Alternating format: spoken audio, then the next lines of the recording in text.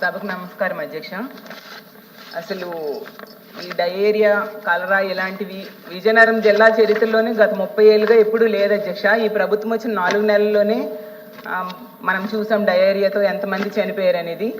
అసలు ఎంతమంది చనిపోతున్నారు, 100 మందికి డయేరియా వచ్చింది అధ్యక్ష. వచ్చినా కూడా వాళ్ళని హాస్పిటల్స్ తరలించడంలో ప్రభుత్వ యంత్రాంగం పూర్తిగా వైఫల్యం చెందింది అధ్యక్ష.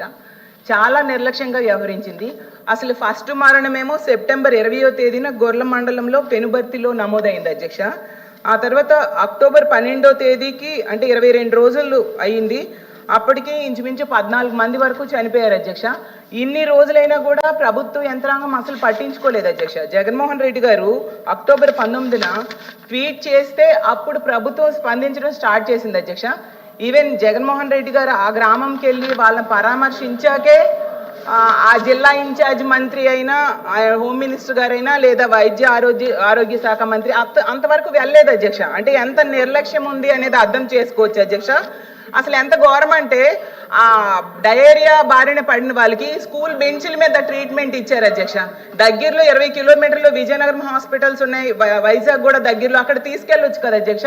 అంటే ఎంత సిగ్గుచేట అనేది మనం అర్థం చేసుకోవచ్చు అధ్యక్ష.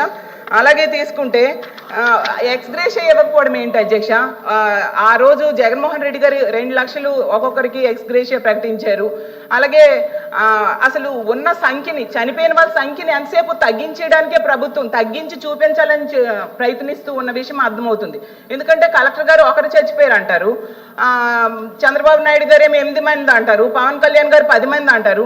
అంటే ఉన్న సంఖ్యని తగ్గించడానికి ప్రయత్నించారు తప్ప దాన్ని ఎలా నివారించాలి, ఇది వాటర్ వలన వచ్చింది, అది ముందు ఆ వాటర్ పొల్యూషన్ ని తగ్గించాలి, వాళ్ళకి మంచి వాటర్ ఇవ్వాలి, దాని మీద దృష్టి లేదు. ఎంతసేపు చచ్చిపోయిన వాళ్ళ సంఖ్యను తగ్గించేద్దాము అనే దృష్టి తప్ప.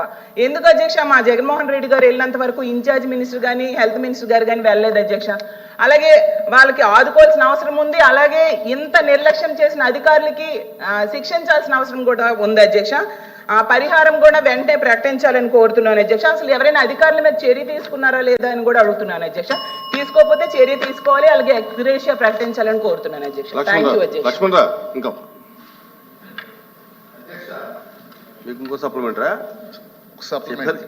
విజయనగరంతో పాటు ఎన్టీఆర్ జిల్లా జగ్గైపేట, పల్నాడు జిల్లా దాచేపల్లి, పిడుగురాళ్ళలో కూడా అతిసార వ్యాధి సంభవించి అనేక మంది మరణించారు అధ్యక్ష. మంత్రి నారాయణ గారు దాచేపల్లి 2 పర్యాయాలు వచ్చారు అధ్యక్ష. అలాగే వైద్య ఆరోగ్య శాఖ మంత్రి గారు కూడా జగ్గైపేట వచ్చారు. మీ ద్వారా నా ప్రశ్న ఏంటంటే అధ్యక్ష, జగ్గైపేటలో కానీ, దాచేపల్లిలో కానీ, పిడుగురాళ్ళలో కానీ ఎంతమంది మరణించారు, వారికి ఎక్స్గ్రేషియా చెల్లించారని మీ ద్వారా మంత్రి గారు అన్నాడు. ఓకే మంత్రి మీరు చెప్పిందని ఇంక చెప్పలేదు కదా, మీరు చెప్పలేదన్నాడు. గౌరవ సభ్యులు బొత్స గారు మాట్లాడుతూ అతిసార వల్ల మరణాలే జరగలేదని నేను అన్నట్లుగా చెప్పారు అధ్యక్ష. నేను చాలా స్పష్టంగా చెప్పాను, ఇటీవల అతిసార వ్యాధితో విజయనగరం జిల్లా గుర్ల మండలంలో 4 మందితో సహా రాష్ట్రంలో మొత్తం 18 మంది మరణించారని చెప్పాను అధ్యక్ష. కాబట్టి నేను చెప్పని దాన్ని చెప్పలేదని అంత సీనియర్ అయిన గౌరవ సభ్యులు చెప్పడం సరైంది కాదు అధ్యక్ష. రెండోది, ఈ 13వ తేదీ మొదటి కేసు వచ్చింది అధ్యక్ష గుర్లాలో. వెంటనే వాళ్ళు చెప్పినట్టుగా 89 గ్రామాల్లో వెంటనే ప్రబలి 14వ తేదీకి పండుగ రోజు తర్వాత రోజు కేసులు ఎక్కువ వచ్చాయి. మొత్తం 201 కేసులు వచ్చాయి అధ్యక్ష. వెంటనే వీటిని సంబంధిత సిఎస్సిల్లో, అట్లే రెఫరల్ హాస్పిటల్లో, కేజీహెచ్లో పంపడం జరిగింది. ఇంటి దగ్గర సరైన ట్రీట్మెంట్ ఇవ్వడం జరిగింది. ఎక్కడైతే పేషెంట్లు ఉన్నారో అక్కడికి ఆశా వర్కర్లు వెళ్ళి ఆ పేషెంట్ ఐసోలేట్ చేయడం జరిగింది. 55 మందిని రెఫరల్ హాస్పిటల్ పంపడం జరిగింది. మొత్తంగా కలిసి 4 దీని కారణంగా చనిపోయారు అధ్యక్ష. ఆ సమయంలో మొత్తం 10 మంది చనిపోయినట్టుగా ఆ గ్రామాల్లో వస్తే ఈ డయేరియా కారణంగా 4 చనిపోయారు అధ్యక్ష. ఇది దాని సమాధానం అధ్యక్ష. తర్వాత గౌరవ సభ్యురాలు మాట్లాడుతూ 19 దాకా మాజీ ముఖ్యమంత్రి గారు ట్వీట్ చేసేదాకా అసలు దాని మీద స్పందించలేదని చెప్పారు అధ్యక్ష. 19వ తేదీకి మొత్తం కేసులన్నీ అయిపోయి ఇండ్లకు కూడా చేరారనే విషయం కూడా వాళ్ళు తెలుసుకోవాల్సిన అధ్యక్ష. దాని తర్వాత నిద్రలోంచి మేల్కొన్న తర్వాత అక్కడికి వెళ్ళి ట్వీట్లు చేయడం వల్ల ప్రయోజనం లేదు అధ్యక్ష. స్పందించాల్సిన సమయంలో స్పందించాలి అధ్యక్ష. ముఖ్యంగా అధ్యక్ష, గత 5 సంవత్సరాల్లో ఈ రాష్ట్రంలో 10,35,000 డయేరియా కేసులు వచ్చాయి అధ్యక్ష. 10,35,000 డయేరియా కేసులు అధ్యక్ష. ఏ సందర్భంలో కూడా గతంలో ముఖ్యమంత్రి గారు ఆ డయేరియా ప్రభావిత ప్రాంతాల్లో పర్యటించిన సందర్భం ఒక్కటి కూడా 5 సంవత్సరాలు లేదు అధ్యక్ష. సంబంధిత మంత్రులు కూడా ఎక్కడ సందర్శించిన లేవు అధ్యక్ష. ఎందుకంటే వాస్తవాలను వక్రీకరించి చెప్పడం మాకు అలవాటు లేదు అధ్యక్ష. చావుల్ని కూడా వక్రీకరించి చెప్పే అలవాటు కూడా లేదు అధ్యక్ష. ఎక్కడో సానుభూతితో చనిపోతే ఎవరెక్కడ చనిపోయినా ఖాతాలో వేసుకునే అలవాటు మా కూటమిలో ఎక్కడ ఏ పార్టీకి కూడా లేదు అధ్యక్ష. అయితే ఈ ప్రధాన కారణం ఏంటి అధ్యక్ష? అందరు అడిగారు గౌరవ సభ్యులు, వాళ్ళ ప్రశ్న అడుగుతూ వాళ్ళే సమాధానం కూడా చెప్పారు. ప్రధాన కారణం ఏంటంటే కలుషితమైన నీరు అధ్యక్ష. గుర్రా ఉదాహరణ తీసుకుందాం. ఉదాహరణ తీసుకుంటే గుర్లలో చెంపా నదిలో బహిరంగ మల విసర్జన కొన్ని సంవత్సరాలు జరుగుతుంది.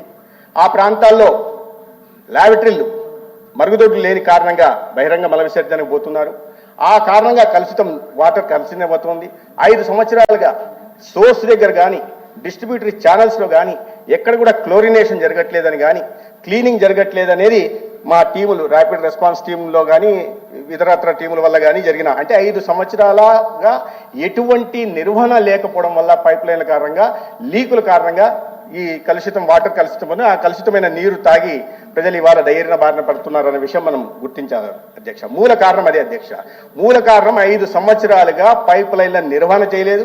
ఆ పైప్ లైన్లన్నీ కూడా ఈ మురుగు కాలువల్లో వెళ్తున్నాయి.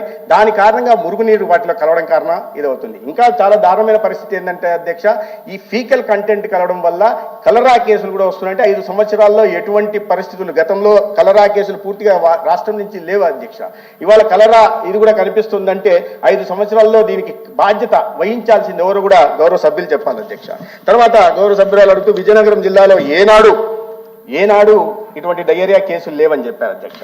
5 సంవత్సరాలు అక్కడ ఉండి, అంటే కొన్ని సంవత్సరాలుగా అక్కడ ఎమ్మెల్యేలుగా ఎంపీలుగా ఉంటున్న వాళ్ళు పేదలకు మరుగుదొడ్లు ఎందుకు లేవు అని ఒకసారి ఆత్మ విమర్శ చేసుకోవాలి అధ్యక్ష.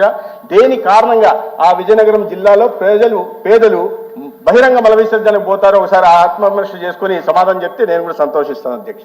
గౌరవ సభ్యురాలు చెప్పారు విజయనగరం జిల్లాలో కేసులే లేవని. ఒకసారి తెలుసుకొని మాట్లాడితే బాగుంటుంది అధ్యక్ష. 2019-20 ఆర్థిక సంవత్సరంలో అధ్యక్ష 25,994 డయేరియా కేసులు విజయనగరంలో మాత్రమే వచ్చాయి అధ్యక్ష. 2020 సంవత్సరంలో అధ్యక్ష 18,965 వచ్చాయి. అధికారికంగా వైఎస్ఆర్సీపీ ప్రభుత్వంలో ఉన్నప్పుడు పెట్టిన సంఖ్యలు అధ్యక్ష.